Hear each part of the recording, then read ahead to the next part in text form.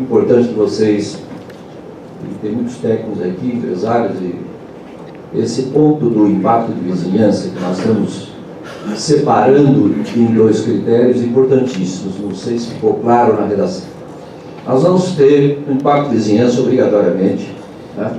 Ele não é obrigatório, em termos de plano diretor, ele é facultativo. Mas pelo porte da nossa cidade, em entendimento já com os técnicos, não tem cabimento para uma cidade desse tamanho não usar o instrumento do impacto de vizinhança como decisório na funcionalidade urbanística, ambiental e global da nossa cidade. Então ele será implantado. Só que nós teremos de duas maneiras. Um novo empreendimento, lógico, pequeno, médio e grande porte, ou médio ou grande porte, será a obrigação do empresário trazer, então, esse estudo de impacto para que a equipe da Prefeitura de Campinas verifique a adequação. O que precisa se mitigar, o que precisa se fazer para que a adoção deste empreendimento não precarize o seu entorno, ou quais obrigações a mais tem que cumprir em função do que ele gera de qualquer tipo de impacto, seja de ordem ambiental, de vibração, de comodidade, de som, enfim, todo e qualquer. A novidade que nós estamos pondo, que é muito importante, que a cidade vem sofrendo muito, é quando eu mudo a função do imóvel, eu altero o uso. E isso tem sido precaríssimo nos últimos anos da nossa cidade, né? Vou dar alguns exemplos. Então, isso é que se quer regrar. Quando nós fizemos lá modificação, é uma ampliação significativa ou é uma mudança de uso, em que eu saio, por exemplo, de um baixo impacto para um alto impacto. Ou que eu saio de uma atividade que tem pouca necessidade no polo gerador de tráfego e agora eu crio uma atividade naquele mesmo edifício com uma função e necessidade enorme de polo gerador de tráfego. Então, para dizer para vocês, a maioria, lógico, conhece todos esses pontos, vocês vejam nos últimos 10 anos, 5 anos, o que foi, o que tem sido, como está precária a situação da cidade de Campinas, saindo no sentido do CPFL, não é verdade? Então, trocamos ali uma antiga revendedora de automóveis, na verdade duas, uma no meio e outra lá no fim, trocamos pela presença de duas universidades, né? Um total desapreço e falta de estudos e adequação de ter qual é o polo gerador de tráfego de uma concessionária e qual é o polo gerador de tráfego de uma universidade que funciona, inclusive à noite, com cursos superiores, em que a maioria vai de automóvel. Uma situação precaríssima. Daí pegamos também uma antiga fábrica de óculos, que estava ali colocada no meio, também a transformamos num polo educacional. Tem nada contra o polo educacional, pelo amor de Deus, tá? Mas não pode o polo educacional infernizar ou precarizar uma situação de mobilidade como um todo, como aconteceu. Também tínhamos uma antiga fábrica de laticínios, não é? Sentido Valinhos, e hoje nós temos uma grande universidade, também talvez mal pensado o estudo de impacto de vizinhança.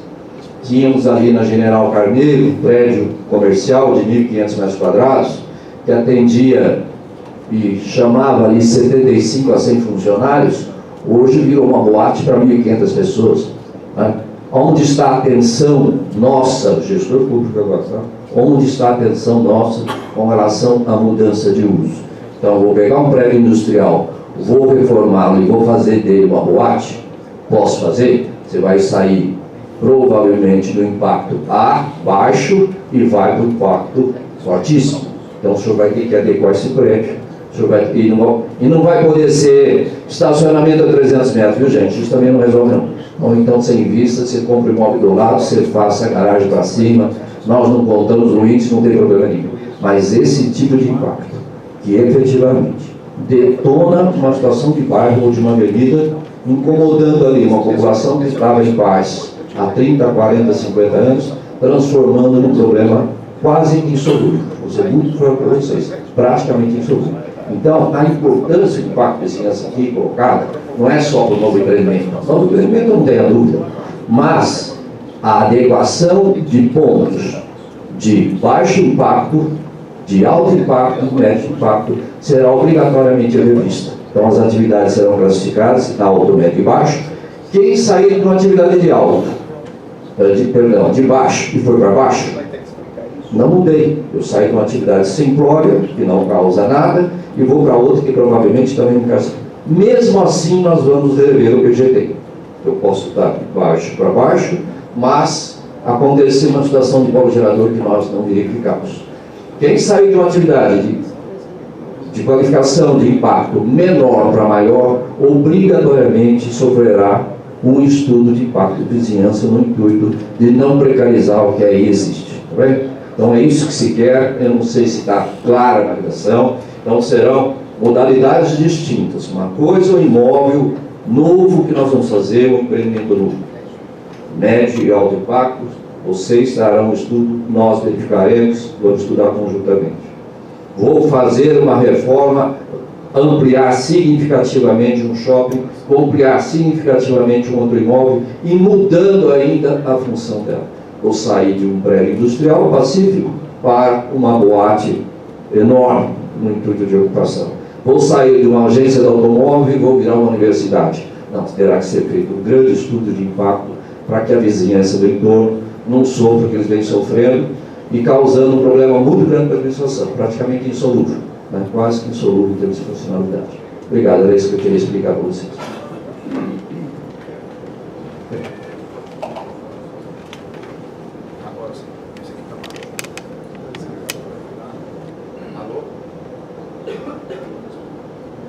Eduardo, acho que podíamos até mudar um pouquinho a dinâmica da reunião. O que vocês acham? O doutor Eduardo terminou o texto, eu ia colocar os mapas. O que vocês acham? Abra a palavra, o doutor Eduardo fica aqui na frente. Quem quiser perguntar ainda sobre o texto, né, que é muito importante a leitura, tudo bem? E aí vocês vão fazendo perguntas com relação ao texto e quando nós fazemos os mapas, o que vocês acham? Pode ser assim? Pode ser? Porque depois de lembrar texto e mapa, talvez vocês percam um pouco. Secretário, eu tenho perguntas sobre os procedimentos do processo, né, de plano diretor, questões de reuniões. Então, não é texto e não é mapa. Gostaria de saber em que momento eu vou poder fazer essa participação. Posso.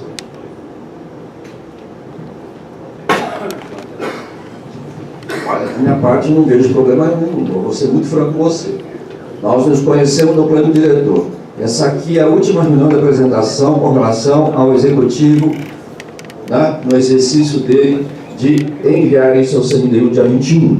Se nós vamos hoje discutir aqui participação popular e metodologia, não vai ser aqui que você vai conseguir reunir. Você pega a sua insatisfação, você acione, como você já acionaram o Ministério Público, não há problema nenhum, mas eu não vou perder tempo aqui, que se a população outra que está aqui para discutir o plano em si, eu não vou voltar lá para trás, em 2014, se essa metodologia, se essa maneira de convocar a população, se o conteúdo deve ser discutido ou não, se a metodologia foi essa ou não.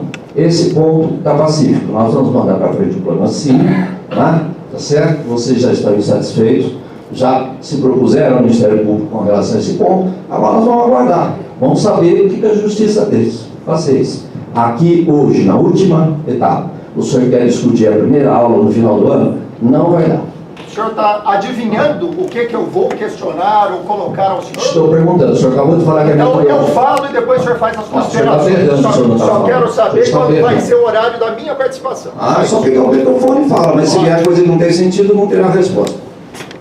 Tem direito de falar como qualquer um. Lógico que tem. Independente. Ninguém proibiu o direito de falar. Eu sei, mas esperar ser determinado que vai mudar. Posso fazer uma sugestão? Pode deixar. Vai falar, ninguém proibiu de falar. Posso só fazer uma sugestão? Como a gente está vendo o texto, eu acho que minha sugestão de encaminhamento para essa reunião. A gente levante agora as dúvidas de texto para a gente manter a sequência lógica do pensamento. Antes de entrar o mapa, se for o caso, abrir a pergunta dele e depois continuar. Ou após o mapa, mas não parar agora a dúvida do texto, porque eu acho que quebra o pensamento lógico. Tudo bem. Então, vamos só continuar o texto. Então, está nos últimos artigos, já está nas posições finais transitórias. Então, agora, 2, 3 artigos acabamos, a gente abre a discussão para o texto, depois passa para os mapas e o apresentório continua. Foi incluído aqui, já na versão anterior, como estávamos falando, nas disposições finais transitórias, o artigo 152, em que deverão ser encaminhados à Câmara Municipal projetos de lei que tratem do planejamento urbano compatíveis com as políticas, princípios, objetivos e diretrizes previstas neste plano diretor. O parágrafo 1º, as regulamentações a serem feitas via decreto deverão ser expedidas em até 1 ano, e aquelas em que demandam leis específicas em até 3 anos, contados da data da instituição da comissão, que é responsável por verificar a efetividade do plano diretor e está instituída lá no artigo 137. Parágrafo 2º, enquanto não forem promulgadas as leis, continuarão em vigência todas as leis que, de alguma forma, tratam do planejamento urbano da cidade, devendo ser aplicadas em consonância ao previsto nesse plano diretor. A lei de uso, ocupação e parcelamento de solo, bem como o estudo de impactos em vizinhança, serão encaminhados aí em até 60 dias do encaminhamento à Câmara do projeto de lei. O 154, em até 3 anos, a partir da vigência deste plano diretor, deverão ser revistos os planos municipais urbanísticos e os ambientais da administração direta, por equipe multidisciplinar com a participação dos órgãos afins, especialmente a Secretaria de Planejamento e Urbanismo, que após a sua aprovação deverão ser referendados por decreto como condição de validade e eficácia. Os planos municipais serão orientados pelos princípios, objetivos e diretrizes aqui previstas, e os 2 últimos artigos, revogando-se as leis complementares 29 de 2010 e 30 de 2010, e derrogando parte das leis complementares 35 e 76, permanecendo ativos ainda a seção 2, capítulo 2 e título 3, que trata do zoneamento nessas 2 legislações. E por último, as disposições contrárias revogadas, nem em âmbito geral, como é o comum em toda a legislação. Então, assim encerro a apresentação da minuta, né, do texto, abaixo dos mapas, que não acho que creio que não seja o momento agora, e abertos aí para a discussão das propostas do texto.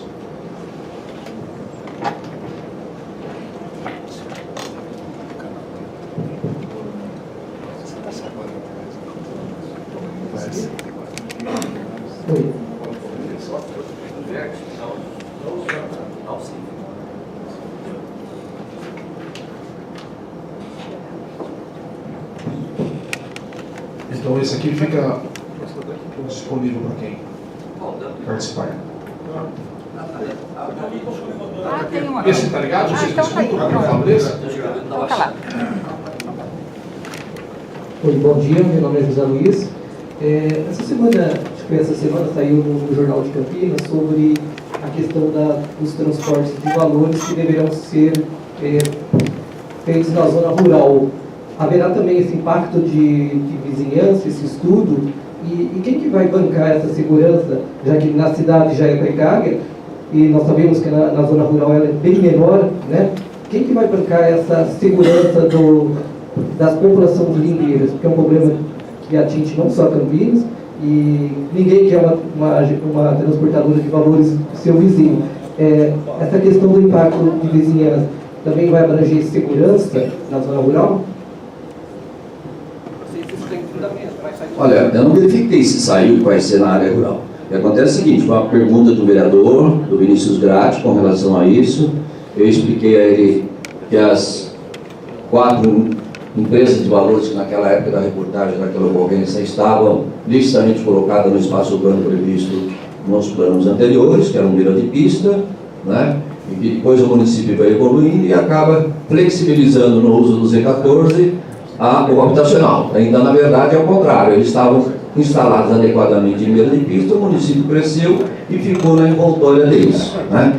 Então, em termos de legalidade, eles estão corretamente. Em termos de funcionalidade, sabemos que isso hoje é uma coisa não adequada, né? O que se tem em proposta, logicamente, a área de segurança e insegurança, ela é um alto impacto, você não tem a dúvida disso. Então, nós temos que estudar mais adequadamente. O presidente da Associação das Empresas de Valores do Brasil já esteve conosco há uns 3 meses atrás, né?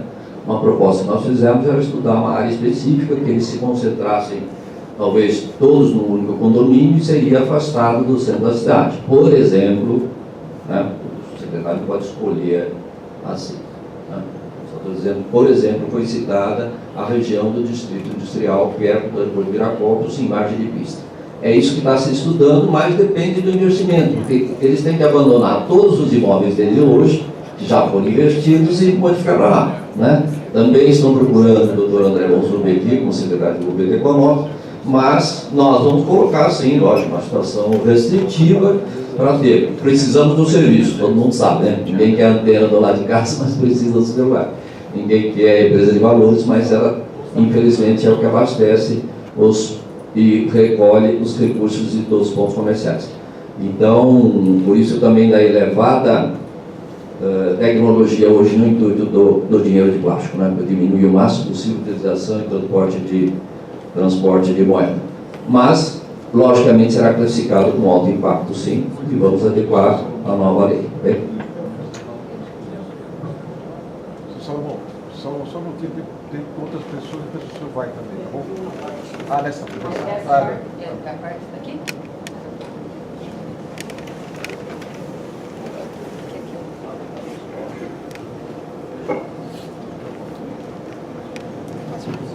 Com relação a essa questão das empresas de transporte de valores, eu acho uma coisa absurda que estão planejando. Porque eu pergunto, ontem, 18 lá na Espanha, um camarada invadiu uma área lotada de pessoas e matou 13, feriu 130, ali não tinha empresa de valores, não tinha nada, certo? E ainda mais, as pessoas é que foram morar perto da empresa, onde está a empresa de valores, certo? Então eu acho que uma coisa que tem que ser muito bem analisada.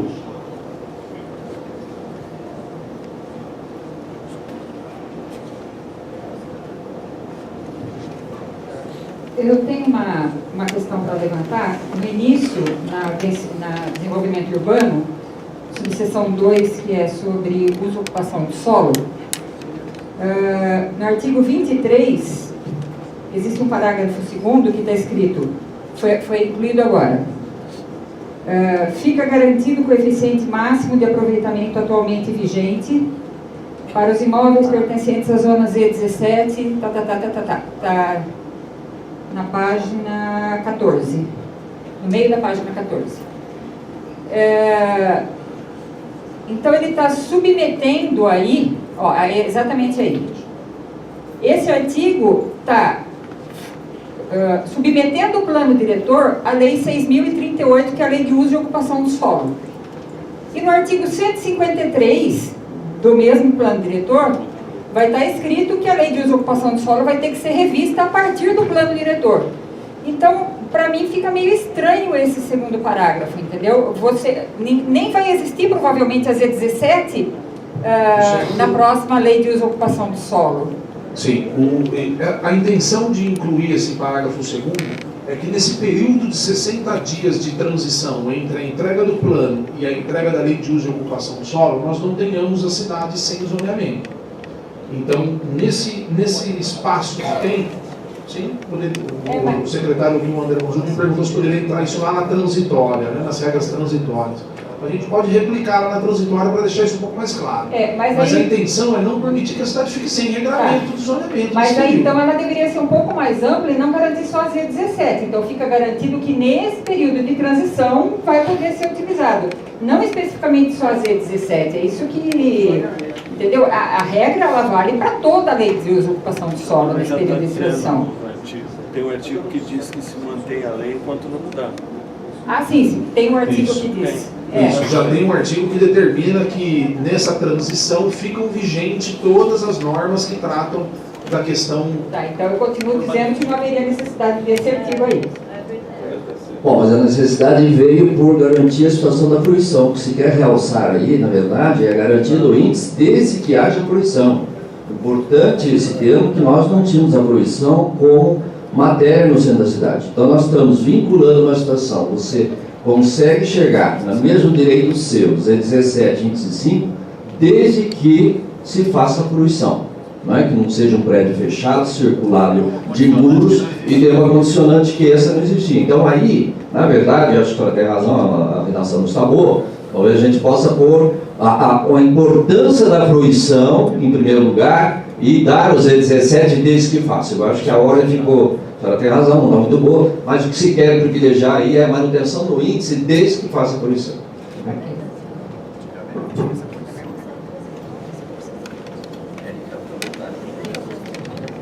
Bom dia a todos, meu nome é Fidelis Astra, sou arquiteto. Primeiramente eu gostaria, em nome de Santora, cumprimentar o pessoal da mesa e toda a equipe do planejamento pela postura, o encaminhamento e pelas propostas contemporâneas que está inserida no plano. Isso é fundamental, essa visão de futuro. Agora, a nível urbanístico, nós temos hoje tendências mundiais de que nada aconteça se você não tiver empreendedorismo com incentivos da máquina pública. E para que isso aconteça, o poder público tem que ter a ciência que ele tem que incentivar e dar mecanismos para que o empreendedorismo aconteça, ou seja, os empreendimentos possam fluir. Eu queria fazer uma colocação específica ao artigo 111, parágrafo único, que é o pagamento da outorga onerosa. Ele preconiza que essa efetivação do pagamento aconteça na expedição do alvará de execução da obra. Né? Eu devo lembrar que no dia a dia da realização de um empreendimento e de uma aprovação e de uma real efetivação, existe um espaço. Não é porque eu tenho um simples alvará de execução ou aprovação que o empreendimento vai acontecer. Né? Então, isso deveria ser considerado e, como proposta, deveria ser efetivado realmente na realização real do empreendimento. Ou seja, após um regime de incorporação, né? De repente, eu aprovo o empreendimento, eu não consigo incorporá-lo, ou eu não consigo um financiamento bancário, ou seja, ele não será realmente efetivado.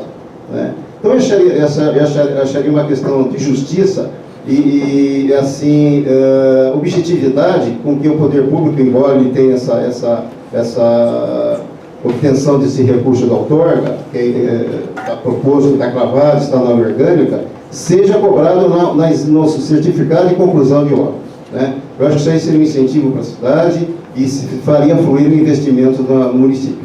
E além disso também, isso poderia até ser estudado no caso do desenvolvimento ordenado, né? Das construções que passariam de rural para urbano. Eu acho que seria um grande incentivo. É isso. Legal, Fidelis, obrigado pela contribuição. Vamos rever, assim, tá? A possibilidade que a gente tem de adotar. Mas lembrando a você que com o alvará de aprovação você faz a incorporação e você começa a vender antes da execução. Então o município só não quer ficar como complementar a permitir uma situação também, desculpe, né, nefasta da situação, né? Então precisamos só tomar esse cuidado jurídico. A ideia não é pressioná-los a fazer, ou nós já temos um caminho que nós estávamos discutindo outro dia de um outro incentivo, é ele ter um prazo para desistência disso se ele não executar, mas vamos estudar sim uma outra maneira. Com relação, isso outorga vertical aqui, né, com aumento de solo criado, vamos dizer assim. Com relação ao outorga do perímetro de expansão, não, ou não é expansão, como nós estamos falando esse termo, mas enfim, de mudança de uso de rural para urbano, o que se está se propondo lá na frente é que vocês vão pagar isso ao longo da execução da infraestrutura. Então, enquanto você executa, da mesma maneira com o calcionamento de lotes, você garante a execução da infraestrutura, você calciona os lotes, você calcionaria, entre aspas, uma visão de outorga, e você vai desenvolver o empreendimento, vai executando lotes, vai diminuindo essa garantia sua, à mesma medida que você vai pagando outorga. Entendeu? Tá? Então, no loteamento, no parcelamento, será ao longo do desenvolvimento do empreendimento. Com relação ao solo criado ou verticalizado, vamos verificar essa situação, se podemos flexibilizar ou dar um período de desistência, né, que você possa se arrepender se ele não se efetivar, se ele não for incorporado, tá bom? Acho que o senhor queria completar, né? Pois não. Não, eu só queria te fazer uma pergunta com relação a essa questão desse valor da outorga para mudança de loteamento, se isso vai ser um valor em cima do VGV ou do custo efetivo da infraestrutura. Como que vai ser estipulado essa taxa, essa outorga na mudança do zoneamento? Alguém me trouxe essa ideia da base da outorga por mudança de uso rural para urbano ser como um percentual de infraestrutura. Eu não vejo a mínima possibilidade de tratarmos disso. Né? Quer dizer, calcionada numa situação de custo de infraestrutura. Não tem chance. Pela redação, a nossa interpretação é que ela é a variação monetária com relação ao preço da terra. Tá? Aí também perguntaram, mas será sobre a terra líquida ou será sobre a terra bruta? Aí tanto faz. Né? Se eu cobrar metade uma do outro, cobrar a mesma relação, tanto faz. Né? Aumenta a outorga sobre a área líquida ou diminui a outorga sobre a área bruta. Não importa. Né? Se estipulou uma situação de ser por VGV, por valor de... Também não dá. Nós não podemos, com o poder público, intervir numa situação que é propriamente de vocês. Imagina o VGV de empreendimento hoje e quando ele variaria há um ano atrás, é completamente diferente. Ela é subjetiva. O que eu gostaria, mas aí é uma opinião particular do secretário, por exemplo, que está aqui na função pública, é chegar numa coisa muito simples, sabe? Que fosse um percentual, por exemplo, do valor venal dos lotes laterais, da área lateral. E daí ficou objetivo, o valor venal é questionável no sentido de já existe um regramento legal dele, logicamente eu vou aplicar. E teria sentido, porque você está vindo do rural para o urbano, portanto, existiria uma aproximação, pelo menos, de valor venal com relação à terra lateral. Mas estamos estudando, nós não temos uma proposta ainda, o prefeito sabe, quer que seja algo contributivo, mas que não possa ser também determinante em viabilizar o empreendimento. Nós sabemos que não podemos cair nada rarefeito e também não ser uma sanha arrecadatória. Isso nós temos plena ciência, tá bem? Só uma questão, a gente tem inscrito o Tiago e o Rodrigo para falar. Mais alguém, por favor, ergue a mão que eu vou anotar o nome para colocar na lista. Mais alguém que vai querer fazer perguntas? Além do Tiago e do Rodrigo? Não? Então, Tiago. Bom dia a todos. Eu vou ficar mais aqui na frente para não ficar escondido atrás do pilar com o cidadão que me vê. As minhas considerações sobre a parte do texto legal vão ser bastante rápidas hoje. Primeiro eu queria fazer uma consideração ao secretário Santoro quando ele fez um comentário sobre o estudo de impacto de vizinhança. Ele fez um breve comentário aí que não entende ser necessário ou obrigatório, né, para ser mais específico, que isso conste do plano diretor. Isso não faz sentido, secretário, porque o EIF está regulado na Lei Federal do Estatuto das Cidades, que nos trouxe ao nosso plano diretor de 2006, que agora está sendo revisado. E já constava da nossa Lei Complementar 15/2006. Então, no espírito das leis, Campinas mesmo já entendeu que estudo de impacto de vizinhança deve fazer parte do plano diretor. Então, o senhor me permita respeitosamente discordar do senhor. Estudo de impacto de vizinhança também tem que estar no plano diretor. No conjunto dos artigos da minuta, eu fiz uma série de considerações, a primeira minuta do plano diretor, que gerou uma planilha, algumas delas constam como proposições em análise, e uma delas que eu fiz pessoalmente é assim, o uso excessivo e abusivo de regulação de dispostos dos artigos em legislações específicas posteriores.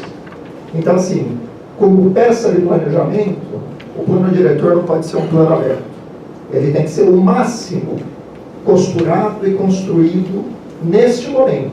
E não pode haver janela para que depois o plano seja desfigurado. Então, essa é a primeira consideração.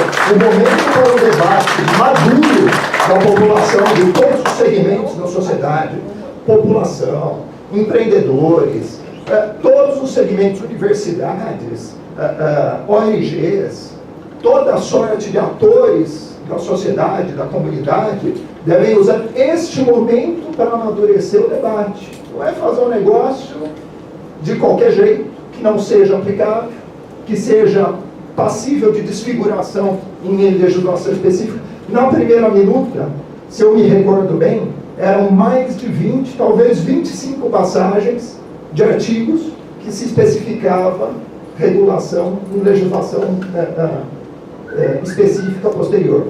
Isso, para mim, é uma disfarçatez, é um convite ao Frankenstein.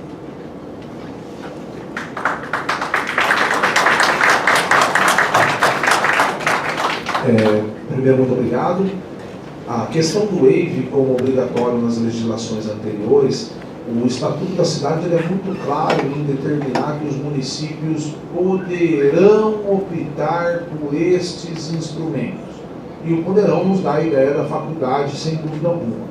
O município de Campinas optou, agora sim, vai estar inserido o EIV, e então não vejo nenhuma problemática em relação a essa inserção da forma pela qual ela foi feita. A necessidade de legislação específica e para que se evite um Frankenstein, como você bem mencionou, nos remete a algumas questões de planejamento e de preocupação. A preocupação é detalharmos um plano diretor no estrito cumprimento da norma legislativa que regulamenta o plano diretor. E já que o espírito da lei foi mencionado, o espírito do Estatuto da Cidade é exatamente um plano macro de gerenciamento do território. Então, fazer e forçosamente inserir no plano diretor questões que são específicas e devem ser tratadas de maneira específica, nós entendemos que isso acaba por travar um pouco a execução do próprio plano diretor. Então, assuntos de extrema relevância, se incorporarmos ao plano diretor para que fossem discutidos de maneira profunda como é merecedora, nós inviabilizaríamos o objeto de discussão do plano diretor, que é o ordenamento do território municipal. Então, essa foi a via de opção pela legislação específica. E toda essa legislação específica passará pelo mesmo critério de debate social. Todos poderão participar quando da criação das leis específicas. E nós entendemos que lá, quando formos discutir essa lei, será um ambiente oportuno para uma questão apenas de objetividade e foco da discussão popular. Então essa foi a nossa opção, seguindo toda a doutrina, e pelo menos posso assim chamar de majoritária doutrina, que trata de direito urbanístico e do plano diretor do município. Então, só gostaria de deixar registrado quanto àquelas contribuições que foram feitas, a primeira minuta do plano diretor, que em havendo legislação específica, eu fiz uma contribuição específica sobre isso. Ok, precisa muito fazer uma legislação específica, deve haver referendo para que a população referende essa legislação específica.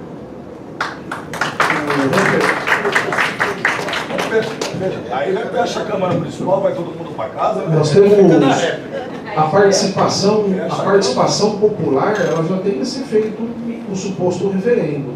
Então, quando da criação dessa lei específica, serão abertos os debates populares, né? Terá participação democrática em todas as suas etapas. A Câmara faz isso, sem dúvida alguma.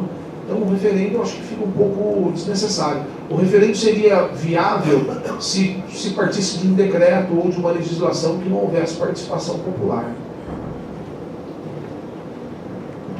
Olha, tem um ponto importante, eu acho que só falei uma vez dele aqui, e acho que é um dos mais importantes, que a equipe de planejamento, quando eu adentrei o plano, já existia. E é de uma simplicidade e uma sabedoria contundente com relação à preocupação que alguns têm do desvio de finalidade ou depois dos desvios dos objetivos desse plano. O de 2006 dividiu a cidade em 9 planejamentos. Essa é a realidade. Em primeiro lugar, foi executado primeiro a Lei de Uso e Ocupação do Solo, em 88, abraçou-se um Código Municipal de Engenharia de 59 e faz um plano em 2006. Quer dizer, eu vim do regramento menor para o maior e depois fiquei adequando, dividindo a cidade em 9 planejamentos por 10 anos, dos quais só 2 foram julgados e fizemos francamente de trás para frente uma coisa muito ruim em termos de planejamento. O que acontece com este plano? Não existe 9 julgamentos, existe um único plano. E ele não é auto-aplicável, graças a Deus, ele não pode ser auto-aplicável mesmo, que nós implicaríamos numa situação orçamentária e de restrição, de camisa de força, orçamentariamente, estou falando, para os demais gestões que virão pela frente, enquanto não está se pensando que ele só entra em eficácia, queira ou não, ele só entra em eficácia com as leis complementares. Porque ele é tão diferente de 2006 que não se dá para utilizar a 6031. Nós não temos 17, 18 ordenamentos. Não temos Z1, Z2, Z3, não temos mais isso. Né? Então, aguardem, porque daqui para aguardem no bom sentido, né? Nós vamos começar as discussões de uso e ocupação do solo e vocês vão ver a consistência disso. Então, não adianta eu ter este plano muito bem colocado, né? Uma situação talvez abrangente ou não para uns, para outros menos, uma desconfiança de que vai se aplicar um golpe no futuro, vai se modificar os objetivos dele, como se nós fomos fazer atrás de mesa a portas fechadas, em absoluto, nós vimos fazer com total transparência em inúmeras situações, né? Estive em inúmeras situações, eu fui convocado, não fugi de nenhuma, nem a equipe fugiu de nenhuma apresentação, né? Seja ela por meio de jornais, seja por meio de entidades. Tivemos Mackenzie, tivemos o CIS, 26 reuniões da APGs, outras reuniões, reunião complementar no Campo Grande, reunião complementar no Taquaral, o pessoal do Taquaral está aqui, esteve comigo. O senhor eu convidei para ir na minha sala para discutir o sistema viário, né, que é importante, que o senhor entende bastante disso, eu não tenho dúvida, francamente, eu sei que o senhor estudou muito bem, mas o senhor não compareceu, mas até isso eu convidei que viesse nos auxiliar a dar algumas sugestões no sistema viário do Taquaral. Sim, senhor, na reunião aqui, na reunião de APG, eu pedi ao senhor, o senhor começou a falar, né, e com conhecimento mesmo, o senhor sabe o nome de todas as ruas, eu falo, o senhor quer nos ajudar, vem aqui discutir na minha sala e quem sabe a gente tem algo a mudar aí, né? Acatamos não ter o corredor, né, com índice 2 no Taquaral. O que nós pudemos escutar e fazer, nós estamos fazendo, não temos a necessidade nenhuma de esconder informação nenhuma. Mas o importante, acreditem, olhem francamente para o plano. Ele só tem um plano, ou se julga o plano como um todo, não tem plano. Não estou julgando a APG nova, a macrozona 9, macrozona 5, mas não tem isso. Ou nós julgamos o todo o território, ou não julgamos. Depois do julgado, já encaminhado, virá a lei de usurpação do solo. Então não dá para fazer situação transitória com este plano usando 6031. Não existe isso. E aí vai começar uma ampla discussão novamente das leis de usurpação do solo, né? Então vocês não serão colocados à margem do plano jamais, e não foram. E não serão nas demais leis de impacto de vizinhança, de polo gerador, usurpação, parcelamento do solo e outras complementares necessárias. Serão sempre colocadas à luz da população e daqueles que queiram discutir. Encerra aqui o plano diretor absoluto. Agora começa, né, um outro ponto de discussão, simplesmente mudando o ambiente operacional executivo para o ambiente legislativo. Vocês podem pedir inúmeras reuniões com o vereador, vocês podem pedir quantas, né? Basta pressão popular, não é? Audiências públicas necessárias e coloquem um ponto de vista lá. Aqui, o lado técnico encerra o trabalho, ou vem encerrando o trabalho temporariamente, porque pode ser que venham demandas do legislativo, imposta até para vocês. Posso ver que deem novas ideias de outras entidades que nós não vimos, logicamente, virão através de emendas que terão que ser adequadas. Portanto, não se encerra aqui o processo participativo em coisa nenhuma. Encerra-se aqui a participação do executivo no intuito de propor a ideia do plano. Né? Mas esse plano não é fechado, esse plano não é costurado a portas fechadas e apertão. Com relação aos dois reuniões na Câmara, houve uma crítica através do jornal que fizemos a reunião fechada. Primeiro que isso foi a pedido do promotor público. Vocês têm ciência, no documento que eu também publiquei, se não falha a memória está no site, a exigência da participação, exigência não, a sugestão, né, que mesmo ele reconhece que não pode exigir, que o legislativo tomasse ciência deste plano. Né? Foi isso que se viu, para que não se distorça o plano lá na frente, para que não deem emendas descabidas, para que eles mesmos tomassem, vamos dizer, uma informação mais clara do início do plano. Também não foi fechada, porque nós estávamos lá com 7, 8 técnicos. Não foi o Santoro, o presidente da Câmara, em absoluto. Nosso secretário estava, doutora Érica estava, o Eduardo estava, eu estava, o Robert estava, a doutora Carol, que é o coordenador, estava, tinha alguns funcionários da Câmara, o Cláudio estava, o Cláudio Quest estava. Então, ela foi restritiva e a pedido da Câmara para que fosse o entendimento deles mesmo. Era uma aula, no bom sentido, de esclarecimento, e fizemos isso em 3 oportunidades para abreviar o entendimento do legislativo com relação à proposta executiva. Isso é natural, isso é bem feito, isso é inovador, inclusive. Como pedido do Ministério Público, a Câmara resolveu atender e nós já cumprimos, tá certo? Bom, não tem mais ninguém para pergunta? Bem? Desculpa. Depois vocês querem ir aos mapas, querem fazer intervalo, não querem, vamos aos mapas, tá bom? Não tem grandes modificações de mapa, né? Bom dia. Eu, lendo o Correio essa semana, o Correio Popular, a gente viu um crescimento, determinado crescimento de obras na cidade. Quando se há crescimento de obras, quando se há crescimento de aprovação de obras, quando se há novas obras na cidade, a geração de emprego e renda e a cadeia alimentar financeira, ela começa a girar. Eu, enquanto morador, como não empreendedor, o plano foi discutido de um jeito muito interessante. No passado, teve lá que fizeram zoneamento num determinado local, quietinho, de madrugada, dentro do gabinete de uma determinada prefeita. Aí se foi feito esse zoneamento pontual, à escondida, às escuras, e deu o que deu juridicamente. O plano de 2006, um retalho de uma senhora, que todos sabem, no passado recente o que aconteceu. Um plano diretor de 2006 que nunca se ouviu falar a palavra regularização fundiária. Não, nunca se ouviu falar. Nos 2006 não se ouviu falar. Por que não se ouviu falar de regularização fundiária, de temas importantes? Porque era tratado às escondidas. Era tratado como ditadura. Falamos agora da apresentação do plano para os vereadores. Em 2006 eles nem viram a peça antes de votar.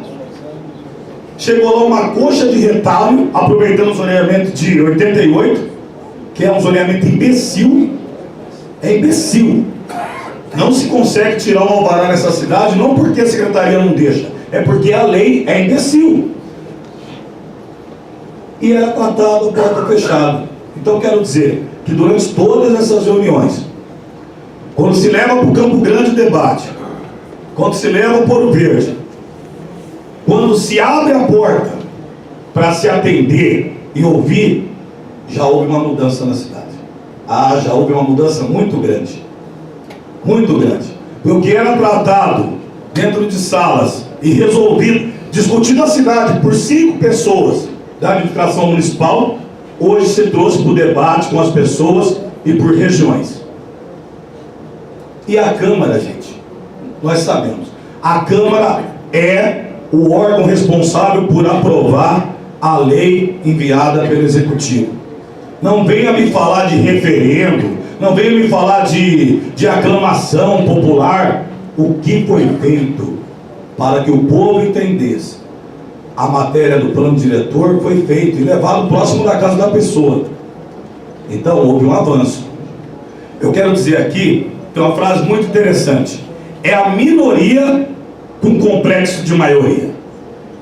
E vou lembrar, aquelas 5, 6 pessoas de Barão Geraldo que pensavam na cidade, morria de amor pela cidade, eles desapareceram. E quem realmente estava pensando na cidade voltou aqui nas outras reuniões e passou a debater. Como é? Não entendi. Desapareceram porque era ameaçado agressivamente. Vamos lá então. Vamos lá. Sabe que você quer conversar sobre isso? Realmente, numa reunião à noite é 3 exaltado aqui. Parceiro. Entrei, eu estou falando. Continua calminho. Quando chegar a tua vez, você fala. Você não se inscreveu. Vai chegar. É esse tipo de gente que vem aqui querer debater a cidade. Então eram 5, 6 pessoas de Barão Geraldo que era o seguinte: não queriam discutir a cidade. Eles queriam discutir: eu quero ficar em Barão sozinho, eu não quero que venha nenhum empreendimento vertical horizontal para cá, eu quero viver isolado do mundo. Como se Barão Geraldo fosse uma outra cidade. E lembrando que essas pessoas que estavam aqui fazendo a ruaça, que me fez perder a linha naquele dia, da qual eu reconheço, e peço desculpa na última reunião, que é o que o rapaz está falando, mas eu me exaltei porque 6 pessoas queriam discutir o rumo da cidade, sendo que a cidade não é só Barão, nós estamos falando do Ouro Verde, nós estamos falando do Campo Grande, nós estamos falando de habitação popular, nós estamos falando de ex. O plano está preocupado com tudo isso, e eles não queriam discutir o plano. Inclusive uma senhora de uma família bem tradicional da cidade, família que ajudou a cidade a crescer, que a gente tem o máximo de respeito, que é a família Penteado. Mas uma senhora descontrolada dessa família vinha aqui nas reuniões aos berros. E outra, esse pessoal de Barão queria discutir a cidade, do plano diretor, de dentro do condomínio fechado. A mulher do Ari Fernandes queria discutir o plano diretor de dentro do condomínio Rio das Pedras. Quer dizer, eu moro no condomínio em Barão. Eu respiro a natureza, você não pode morar lá. Nem ele, nem ele, nem ele. Eu fico aqui sozinho. É um mundinho só meu. Então quero dizer que foi democrático mesmo, mais democrático do que aqueles do passado. Foi democrático, foi discutido. Nós temos aqui engenheiro, arquiteto, nós temos aqui o pessoal que quer a regularização fundiária, o pessoal que lutou e está lutando pela ex, está lutando por casa própria, e o plano está um pouquinho, vamos dizer assim, não vamos dizer que está 100%, mas está um pouco melhor pensando em quem está à margem do faixa 1.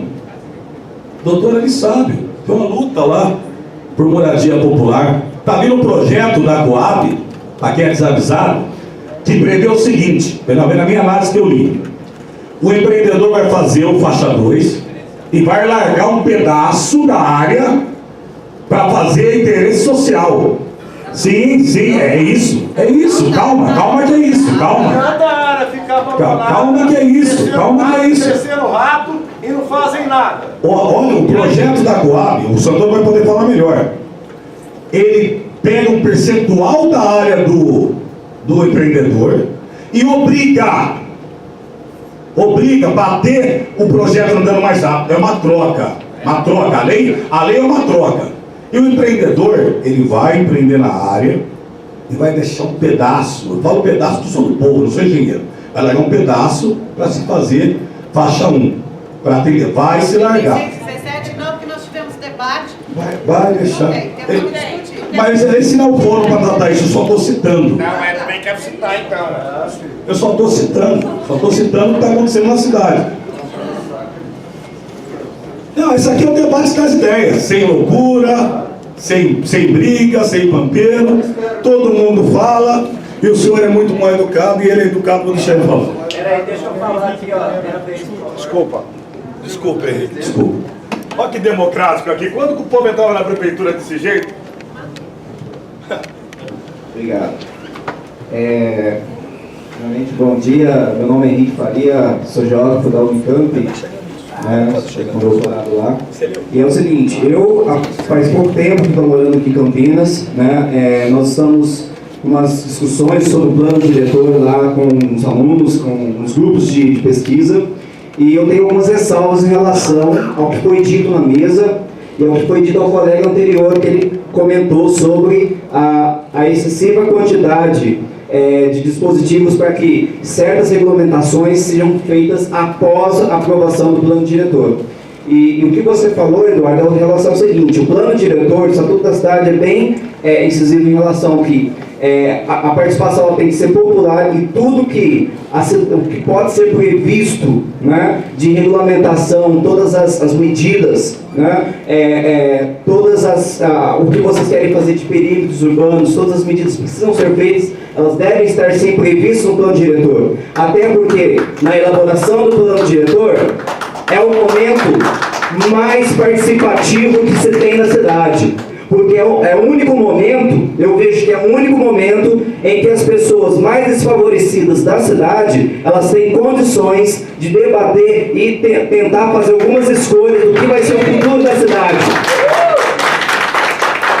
O perímetro urbano, por exemplo, está sendo proposto para se transformar praticamente 100% a Campinas em urbano. Isso aí é uma coisa que isso vai ser feito de uma forma, como a gente vê na escala federal, de muito pouco tempo para se discutir, vai impactar diretamente a vida das pessoas do meio rural, e vai ter uma impossibilidade de estar ouvindo essa população.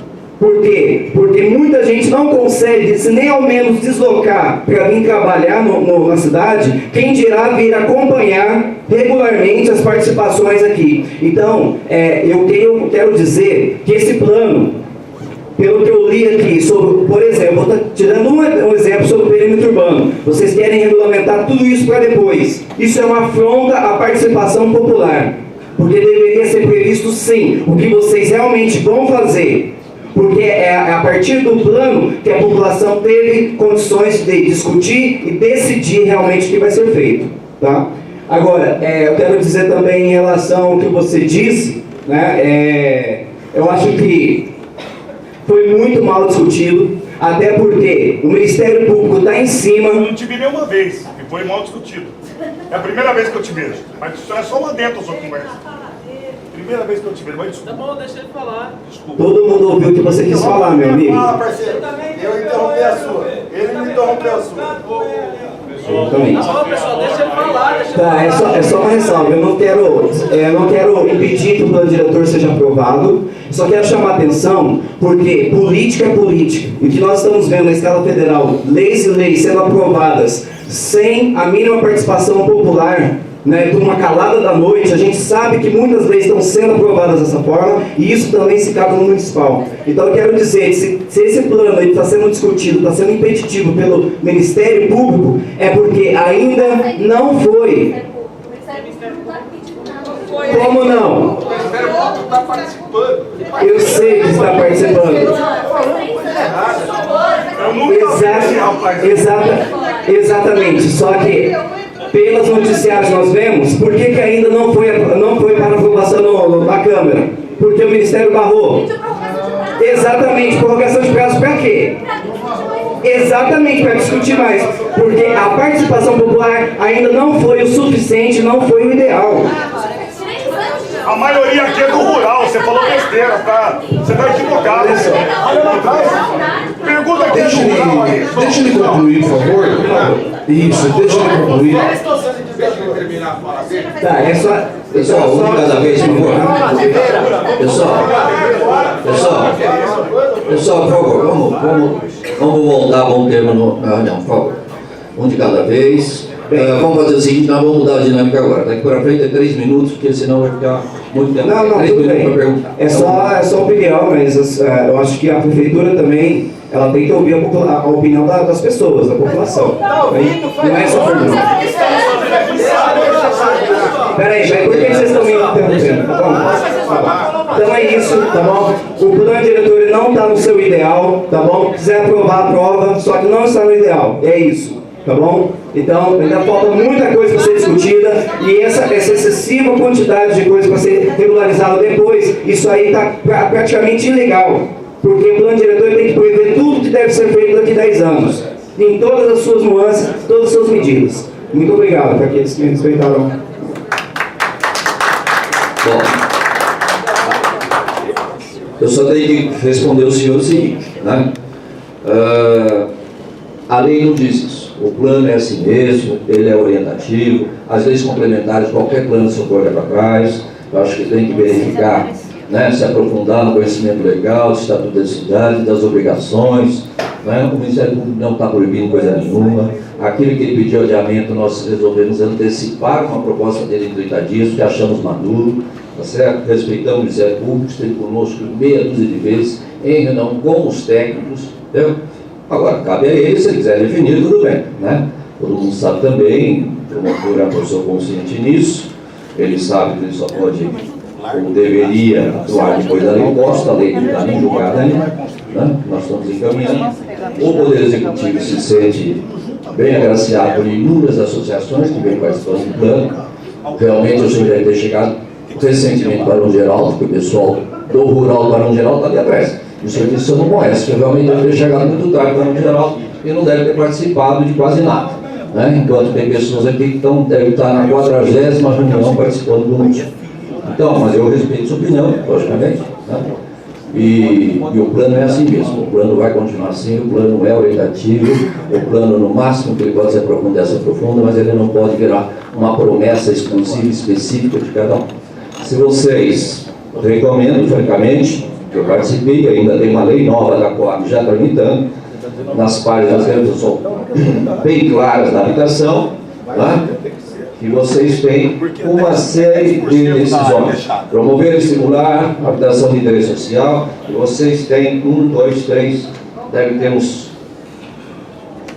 30 artigos aqui referente ao que se vai fazer com a baixa renda. Nós efetivamente falamos que atende tanto, serão incentivadas não só a classe 1 e 2, na lei da Coab é isso mesmo, nós vamos propor que o empreendedor vire parceiro da Coab, entre aspas, desde que a Coab queira, para exatamente produzir mais unidades de baixa renda. Ou seja, se a conta não fechar, que é o que se fala, a Coab incorpora, a Coab vai estudar o que precisa ser feito, né, em termos de índice a mais, em termos de propostas de melhoria com relação ao uso e ocupação daquela terra, acima do que é o índice natural do empresário lá fora. Acima, a Coab terá prerrogativas próprias para fazer a conta fechar e incentivar a faixa 1, sim senhor. Vamos atrás da lei da Coab, ela já está pronta, nós participamos, a Secretaria de Planejamento foi contundente nessa participação,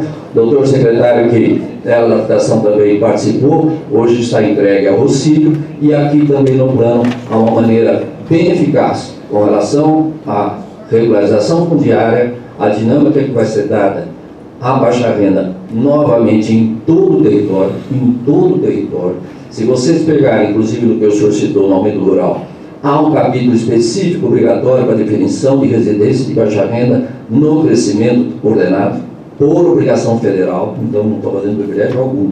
Leiam e vocês vão ver que não é a precariedade ou um desestímulo ou esquecendo, muito pelo contrário. Eu acho que esse plano que mais está correndo atrás, deixando claramente a participação popular e a busca pela unidade habitacional de baixa renda. Inclusive com todas, né, a ideia é que se resolva a habitação de baixa renda como um todo. Não queremos mais maçons por aí, mais abaetés por aqui, eu tiro simplesmente de uma residência e depois não tem escola, depois não tem serviço, depois não tem lixo, depois, na verdade, disse ao senhor que nós vamos fazer da base da Cássia uma geração de emprego, escola profissionalizante. A Érica ainda me completou que na parte de trás da Cássia estão previstas atividades industriais também, no intuito de geração de renda, de emprego, de qualificação. Lembrando que você tem uma contribuição significativa da área ambiental dentro da área do Campo Grande com relação à Cássia, porque ela é frágil, por isso está escrito lá não mexer, né, naquela área verde ainda não desenvolvida, mais precária, então o verde está sendo protegido ali. Terminamos e aprovamos o Bela Aliança, que são mais 500 e poucos mil metros quadrados de um parque natural, né? Parque natural, você só faz visitas dirigidas, certo? É um parque, não se mexe nele praticamente, é a Secretaria do Verde define, mais 540 mil metros, se não falha a memória, de área verde para o Campo Grande, exatamente para buscarmos esse padrão de pelo menos 12 metros quadrados por habitante. Então, o plano tem muita coisa boa, gente. Dizer que nós acertamos em tudo, provavelmente não. Mas ele está, eu estou muito satisfeito com a equipe, francamente foi um desafio, tem sido um desafio enorme, né? Não vamos fazer nada fechado, estou aqui na frente de inúmeros amigos e conhecidos, minha família daqui, eu sou campineiro, já fui secretário antes, e não vou passar por ignorante ou não ter sensibilidade com a baixa renda ou com a nossa cidade. Você pode ficar tranquilo, o plano vai ser, né, amplamente divulgado também pela Câmara e nós vamos chegar a bom tempo. Obrigado.